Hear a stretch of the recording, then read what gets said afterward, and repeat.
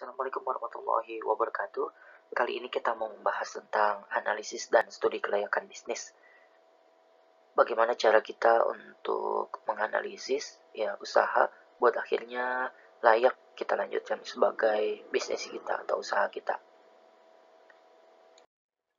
Nah, pentingnya studi kelayakan usaha ini ya salah satunya adalah eh, bagaimana cara kita untuk merintis usaha baru.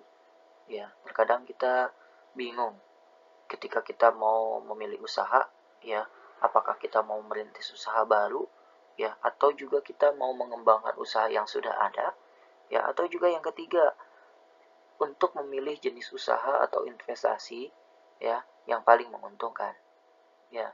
Yang pertama untuk merintis usaha baru, ya, misal kita membuka toko, ya, membangun pabrik, ya, mendirikan perusahaan, jasa, ya, atau membuka usaha dagang lainnya, ya, yang pastinya ya ini membutuhkan eh, tenaga, waktu, uang yang lebih banyak, ya, bagaimana merintis usaha. Nah, kemudian yang kedua, mengembangkan usaha yang sudah ada.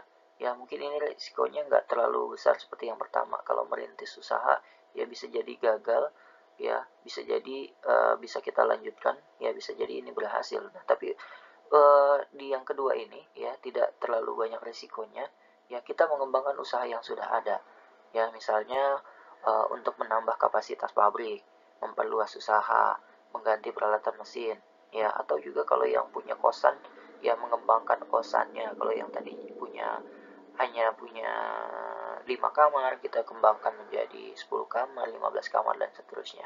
Mengembangkan usaha yang sudah ada. Ya, atau yang ketiga, ya, ini lebih kecil risikonya lagi. Ya, kita menginvestasikan uang kita, ya, buat akhirnya kita pilih usaha apa yang kita mau investasikan.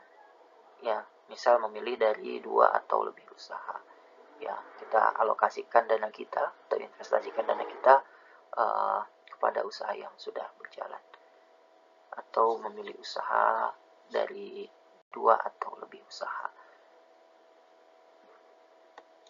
Siapa saja yang berkepentingan dengan studi kelayakan bisnis ini? Ya, yang pertama adalah pihak wirausaha, ya, atau pemilik perusahaan. Ya, seperti tadi di awal saya katakan, ya, studi kelayakan bisnis ini harus dilaksanakan, ya, buat akhirnya kita tahu bisnis ini layak untuk kita bisa lanjutkan, ya. Maka itu pihak yang berkepentingan yang pertama adalah pihak wirausaha atau pemilik perusahaan. Kemudian yang kedua investor, ya, bagaimana dia menginvestasikan dananya, ya, untuk sebuah usaha. Ya, tentunya ketika kita punya uang, ketika kita mau menginvestasikan uang kita, ya kita perlu tahu, ya, ini layak nggak bisnis ini kita investasikan uang kita ke situ, ya, dan pastinya kita nggak mau rugi, ya, maka itu kita harus tahu studi kelayakan bisnis. Nah, kemudian yang ketiga masyarakat dan pemerintah, ya, ini juga masyarakat perlu tahu juga studi kelayakan bisnis itu, ya, buat akhirnya tahu, oh, bisnisnya bagus, bisnisnya jelek, bisnisnya layak untuk kita bisa investasikan, atau kita percaya usaha itu, oh, bisnisnya lancar, ya, ketika kita mau uh, menginvestasikan, ya, oh, akhirnya kita bisa tahu bisnis ini layak, ya, untuk kita bisa investasikan. Tahapannya apa saja di studi kelayakan usaha ini atau kelayakan bisnis? Yang pertama adalah tahapan penemuan ide, ya. Kita menemukan ide atau gagasan usaha, ya. Nah, untuk akhirnya kita bisa rumuskan dan identifikasikan. Kemudian yang kedua adalah tahapan memformulasikan tujuan, ya, visi misi bisnis, ya. Di dalam usaha atau bisnis, ya, kita perlu punya visi misinya. Seperti Unpam, ya, visi misinya adalah dia mau mencerdaskan seluas-luasnya, ya, tanpa memandang golongan, ya, miskin maupun kaya, ya, bisa berkesempatan untuk kuliah. Nah, itu salah satunya. Kemudian yang ketiga adalah tahapan analisis. Ya, kita menganalisis aspek pasarnya, tekniknya, manajemennya, aspek keuangannya. Nah, kemudian yang terakhir adalah tahapan keputusan. Ya, setelah dianalisis tadi, udah menemukan idenya, memformalisikan, ya, tahapan keputusan. Kita lanjutkan atau tidak nih bisnisnya? Kita lanjutkan tidak nih usahanya? Ya, kita realisasikan seperti itu. Dan pembahasan terakhir di pertemuan ini, ya, apa saja sih aspek yang ada di analisis kelayakan bisnis? Ya, yang pertama adalah aspek pemasarannya.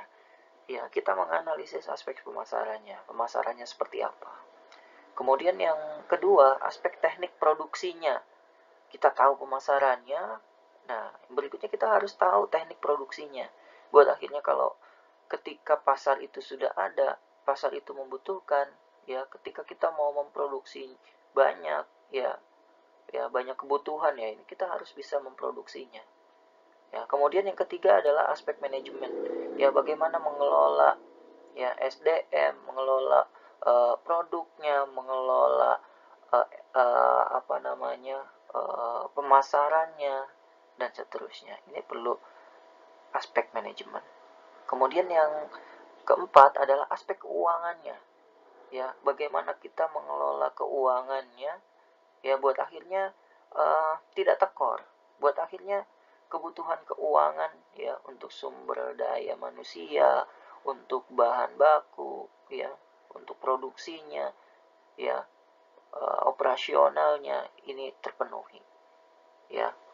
Proyeksi neraca dan proyeksi laba rugi, proyeksi aliran kas ya, cash flow-nya seperti apa. Nah, ini adalah aspek-aspek yang perlu ada di studi kelayakan bisnis. Baik, seperti itu materi analisis dan studi kelayakan bisnis. Ya, kita ketemu lagi di sesi berikutnya. Terima kasih.